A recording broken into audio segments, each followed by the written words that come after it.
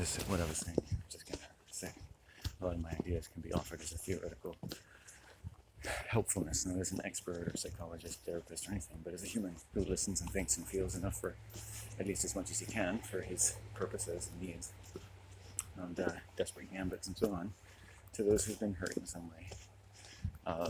If you disagree, if you violently disagree, if you feel that I'm completely wrong when I say that violence is always a group issue, right? In that violence goes on among different types of relationships that people form that never and will never solve, which is also why they're invariably violent, no matter how wonderful the group may be in this capacity or that one, but inevitably nonetheless and everywhere, because the conditions that bring about your membership in these associations at any level are never solved by those associations. Right? So violence has to start somewhere. It starts at home. It starts in the womb. It's something that is grown, something that grows in the world. And humans are always trying to figure out where to put it. Right? And they busy themselves and they do their yoga and they work and they pay their market. They fold their bed the same way every day. And they brush their teeth the same number of times every day. They kind of a little OCD, right? And I put on a pair of jeans my mother gave me for Christmas. And it's not part of my day. I don't usually wear jeans, but I've now, of necessity, I put them on because I got to go through various layers of clothing as my body is sweating off the rest of its desire to find thermal equilibrium. And I'm already subjected myself to a good deal of sweat and cool air today. Doesn't matter what I do. Then I get home. Now, once I walk far enough, I can take a pee. I went through various orders of children down there. And girls, and oh boy, I could definitely see what I was attracted to when I was 15 and 16. The genes are still the same. Some of the girls sound the same. And I don't mean to be mean, but they seem like the same. Whereas the girls I went to school with, they seem to be adapting. My mom said something. There was a poster when I went to go swimming when I was like very, very young at Macmillan Pool in the town of Abbotsford. And it had a poster saying, "The wet head is dead," meaning the picture had slipped because he ran around the pool and died. Okay? And it was just like, whoa. I never liked the change room to begin with. There it was. And the interesting thing you can note on reflection is that the picture of this boy or young man was already a date. In other words, what it showed is that the previous generation, as it was portrayed in advertised case, cautionary warnings and so forth, was already had a kind of genetic drift with our hair looks on our faces and looked more compatible with the types of TV shows that had occurred in the previous decade. Isn't that interesting? Think about that. So, since what didn't look like us, we weren't necessarily probably as inclined to believe the message was for us. Because presumably his picture's there because we identified, but we didn't. Because he didn't look like us. He looked like he was from a different time. When running around the pool was bringing death to everyone everywhere. You know, I never heard about anyone dying from running around the pool. You know, was it even true? And if it was, would you be allowed to put his picture up there and say the wet head is dead? Would you like it if that was your son or brother? So you see that there's a fiction. Even for good purposes, there's something very contrived about that poster. You know, one of the first things I ever read that applied to me was a warning, because I was old enough to go there and read and kind of get what it said. And I'd leave that change room sometimes just thinking about that poor wet head that died. I certainly will try to stay slow, you know, and certainly you kind of figure that you shouldn't run around pools because they're slippery, you know, and it hurts, and so on. Yeah.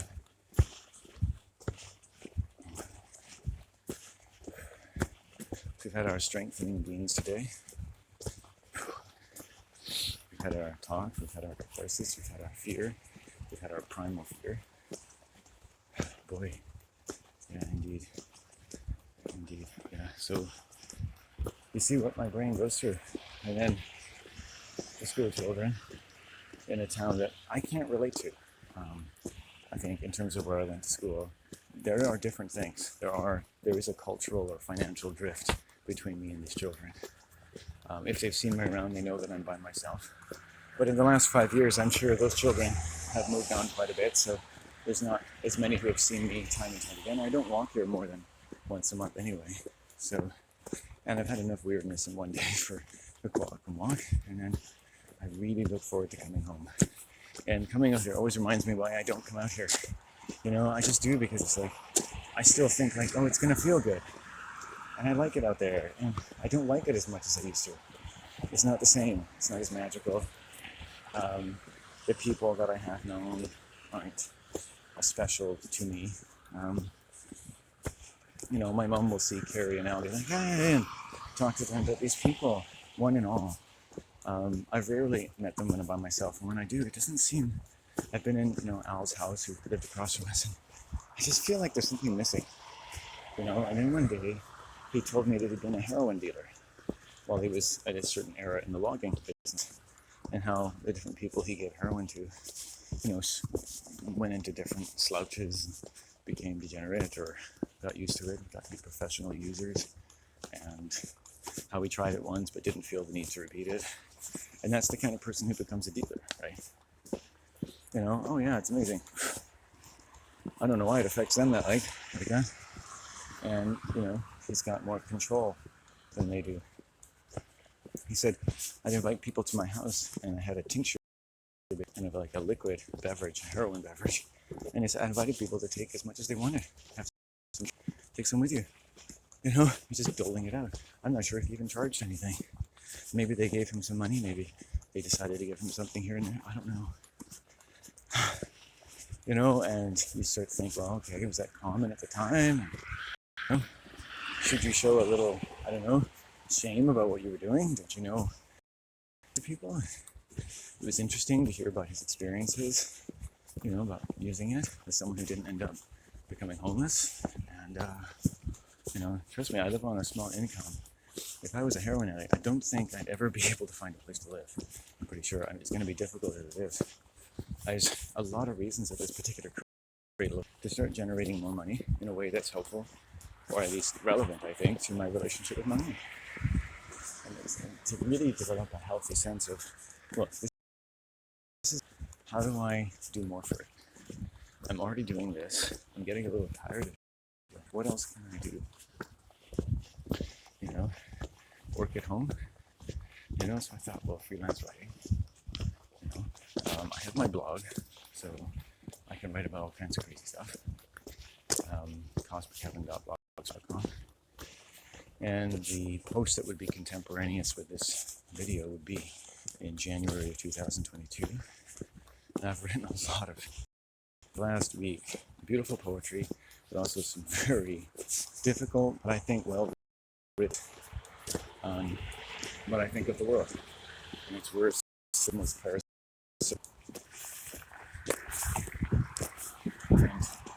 Now I have made myself deeply anxious to find, you know, besides the wonderful company of my mother, someone else in the world with whom I could relate and spend some time and it not be, unfortunately, like all those other women that I knew, which is a very difficult position to be in.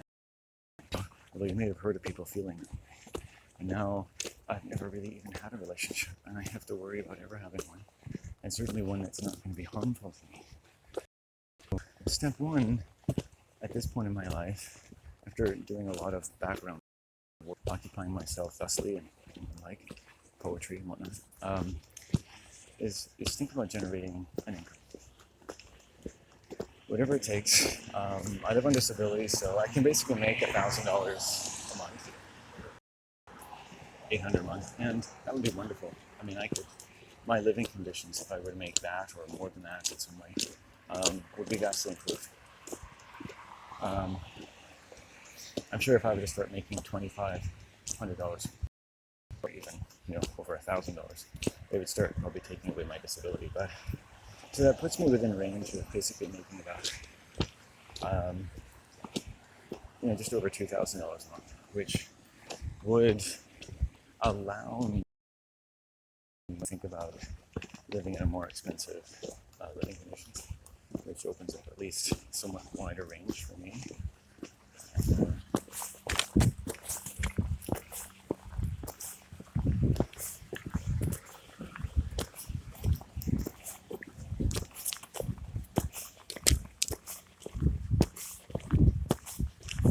to give me the dignity of an occupation, at least one that I could talk about to other people. It's like, what do you do? Oh, I'm a copy editor for Vogue. Um, just I've been meaning to sort through more of the applications or notifications, ads, legal.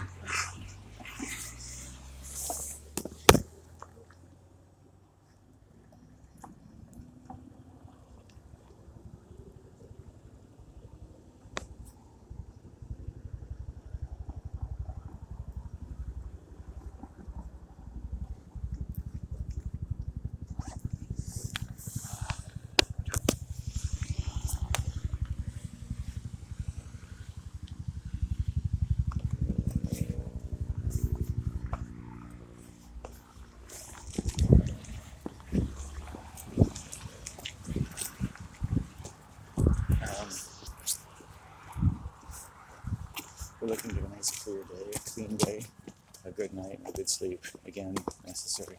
It's been a dreadful few days for me. Dreadful. Enough that I think to speak more than I do about my fears would be a little too much for me. Yeah, so it's nice that if my mind can turn to other things, that's positive. Seeing the eagle, seeing the two ravens, these are all seeing positive signs from nature, all good things to help encourage my sense of strength and independence, safety, and safety of my home and my mother, the strength of our lives. And the departing or moving from the building of an elderly friend of mine, I'm waiting to see, and I expect I'm already seeing, is actually quite a positive thing in my mother's life. The less people my mom socializes with in the building, there are, I think, one or two ladies I think that are quite nice, the better. I'm planning on getting around to telling my mom that she, as I have suggested to her times past, that she's a lot healthier than they are. She's got a better mind in many respects. We're getting into the car today, and she says, the parking lot beside us has different cars I can tell because there's different people staying at the B&B. I'm like, is that apartment close to us? She said, yeah, just down the house. Across from us. Oh, yeah. And, I've never put together that this is an Airbnb and that these different cars park beside us. Wow. It's like, you really notice all that stuff. And I was like, I love that it's humbling. It's like, there's more for me to notice that isn't all deep, dark, and nefarious. People parking in a different spot. Generate. Income would be good. And looking at a positive day and positive return, as it were. I've never before in my life felt more anxious over for different reasons or succession of reasons. That one day I'll say, like, during this whole period, this happened, and you can imagine my anxiety. And then slowly going through all of these levels of shock and fear, difficulty, getting better, confronting, instead of pathologizing myself and saying, you're an emotional cripple, saying, you're healthy enough to go through this shock in your heart. My heart has something to say, it's just there's a lot going on in there. And I've made with the world, things that I carry inside me, I don't want to have to dwell on too much, but things around me and places that I just don't have anything to do with. It's sort of like an everyday part of my life. I don't have to be worried anymore because I'm not going to deal with people. So when I was going shopping today, I just thought, don't be in a totally passive mode. Like, it's big, beautiful, bright store. Come in, we're here to go the extra mile. And I'm getting and it's got these teachers saying, going higher, going beyond to help you. And I'm getting some organic oatmeal, same place I always do. Not the lot there, so it's not a big deal. But my mom usually buys them. And I'm getting the oatmeal, and the bin is quite heavy. Keeps falling down, and I look quickly behind it. It looks like they're supposed to have some kind of bag. Looks like it's either not there or it's too small. And there's a young lady just busying herself around me, vacuuming excess waste and whatnot. And I say to her, it's like, I don't want to be rude, but it's like, I've just kind of come here a few times by this, and this thing always closes, and it just seems to be like it just stays open for like 15 seconds. And she's like, oh. I said, no big deal. I guess I just, whatever. It's like, oh yeah, I think they have magnets. But she doesn't, magnets not working. And she doesn't care. At the very least, like, oh, I'll tell my manager. When people are paying enough money to shop here, at least you can get these things to stay open. You know, maybe it's good that they do close by themselves. I don't know. Otherwise, people would leave them open. I don't know. But I didn't make too big a deal out of it. But it just gives you a little sense of like, are they really going the extra mile? You know, I mean, we've gone through a lot of trouble to have a bulk section, to have these bins. Essentially, someone's had the time to put in all these magnets. I'm presuming you can replace them if they're not working. Does that seem like a timely suggestion? But if you said that to them, they'd be like, are you making fun of me? So it's like, oh, okay. And then, you know, it goes into the list of like, people work hard, don't give them more things to do. You know, and I've never gone to any of the local supermarkets and thought, gee, I'd like to work here. As I've gotten older, in supermarkets, I never wanted to get a job in the food service industry anyway, but I fell into a food service job, frying chicken. And I can tell you, whatever job I ever get in this world isn't going to be around food. I can't stand it. Food is to be enjoyed. I don't know, being around people and food, I don't know. And food service is kind of numbing. There's some people up ahead.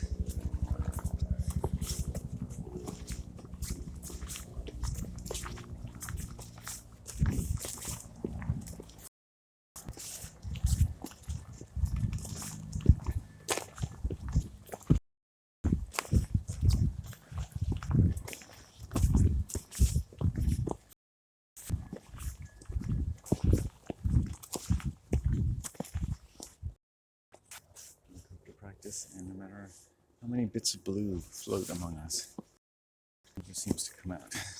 You know? So, well, you know.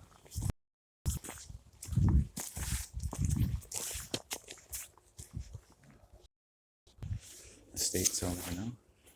That one of the last people I knew out here. I was in one of these creepy stores, and even though they were all up, like I said earlier, they really make me feel sad because they've never, ever took a breath, considered just who they were talking to. Not really. Oh, it's you, and it makes you feel so lonely in the world. I mean, I'm sure they're not trying, but nothing makes you feel more lonely than talking to someone or a woman that just matters and matters and matters. All friendly, all wonderful, all the amazing things that are in the world, and how they listen to their horses, about listening from their dressage, but they can't listen to themselves. Listen to you.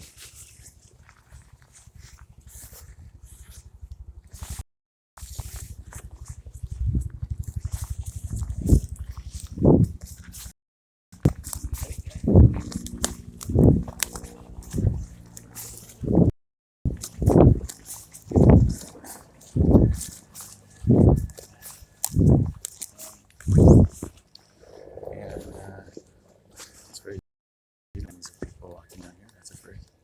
They seem nice.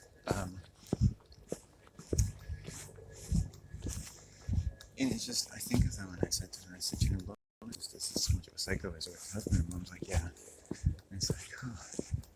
And it's like, it's fine to be eccentric and this, but it's like, this woman, the last dozen times that I ever saw her, certainly after she was divorced, was just, and even when she was married, it's just chatter, chatter, chatter, chatter, chatter, chatter, chatter. Oh, chatter, chatter, chatter, chatter, chatter. Something about you that really inspired me. Chatter, chatter, chatter, chatter, chatter, chatter, chatter, chatter, chatter, chatter. And the next time, chatter, chatter, chatter. Oh, chatter, chatter, chatter, chatter. Something about you that really inspired me. Chatter. Oh, really? And you're spending the whole time keeping up with them, engaging them, listening to them. And they're giving you a lot to process. Energy, excitement. Okay, I gotta go. And you're just like, oh, okay. Like, one, I don't think I got out of that, which makes me wonder if maybe I lost something from that. Right? Do they even know my name? Do they know anything about me? Anything at all? Have they learned any new information about me?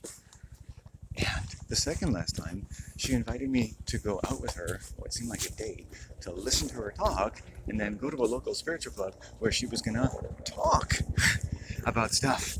Because it seemed to me her purpose in life was to talk to people, among other amazing things she was doing. And as I say it, it just makes me afraid. I'm like, at some point, is this person just gonna crash? Are they ever gonna just feel their heart?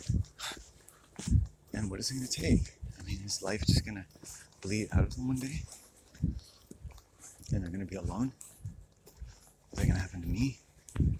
It's scary. It's like they're a poster child for like normalized, especially if you don't have a lot of people in your life. You know, and the words never form on your lips like, hey, stop. Every time you talk to me, your body goes into a very excited mode and you're all positive with something you're doing.